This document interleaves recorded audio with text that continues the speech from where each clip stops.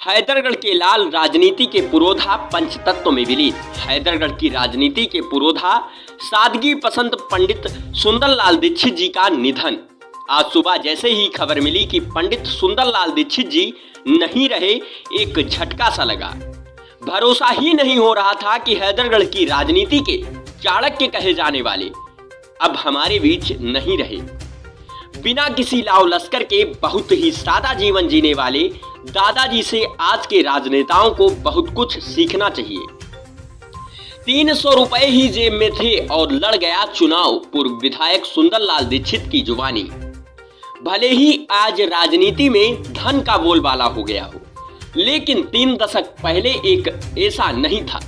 बाराबंकी के हैदरगढ़ से एक बार निर्दलीय और 2 बार भाजपा से विधायक रहे सुंदरलाल दीक्षित तो मानते हैं कि पैसा आज भी बहुत मायने नहीं रखता, बशर्ते राजनीति पूरी ईमानदारी और सेवा भाव से की जाए।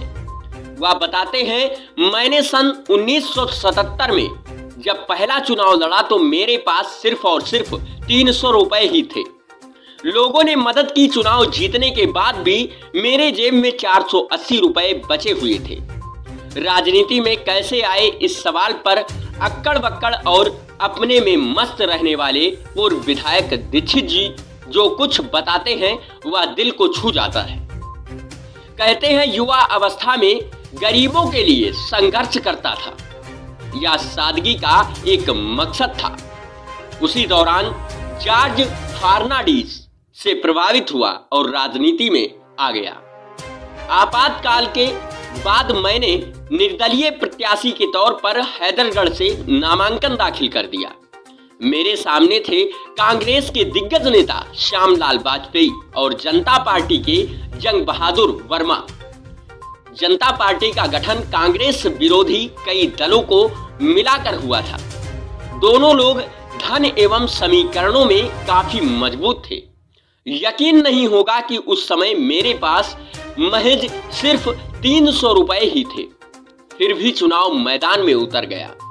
धमकी देने वाले ने मदद भी की और वोट भी दिए।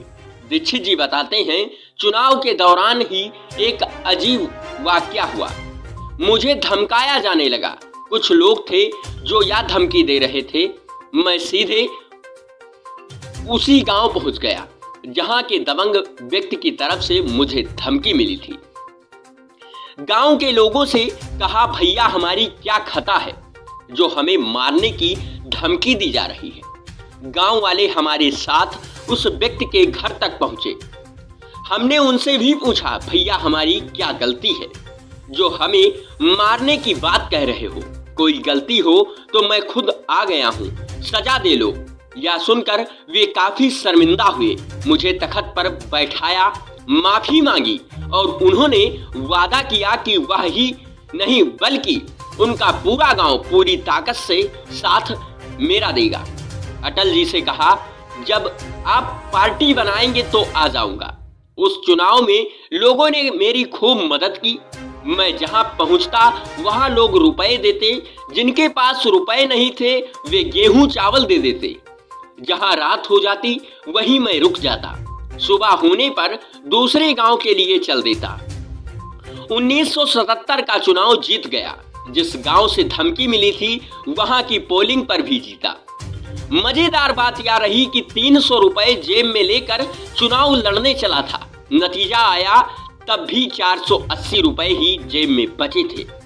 लखनऊ पहुंचा तो अटल बिहारी वाजपेयी ने बुलाया। वह बोले, दीक्षित जी हमारे साथ आ जाओ। मैंने उनके चरण छुए और बोला, जनता पार्टी नहीं चलेगी, इसलिए इसमें नहीं आ सकता। जब आप इससे अलग होंगे तब जरूर आपके पास आ जाऊंगा। जनता पार्टी टूटने के बाद जब भारतीय जनता पार्टी बनी तो मैं तुरंत अटल जी के पास पहुंचा। उनसे बोला, आपके आदेश का पालन करने के लिए मैं हाजिर हूं। वह दिन है और आज का दिन भाजपा में ही हूं। ऐसे ईमानदार एवं जनता के सुख दुख में शामिल होने वाले जनता के प्रिय नेता दादा श्री सुंदरलाल दीक्षित को नारद संवाद समाचार की समस्त टीम की ओर से विनम्र भावपूर्ण श्रद्धांजलि।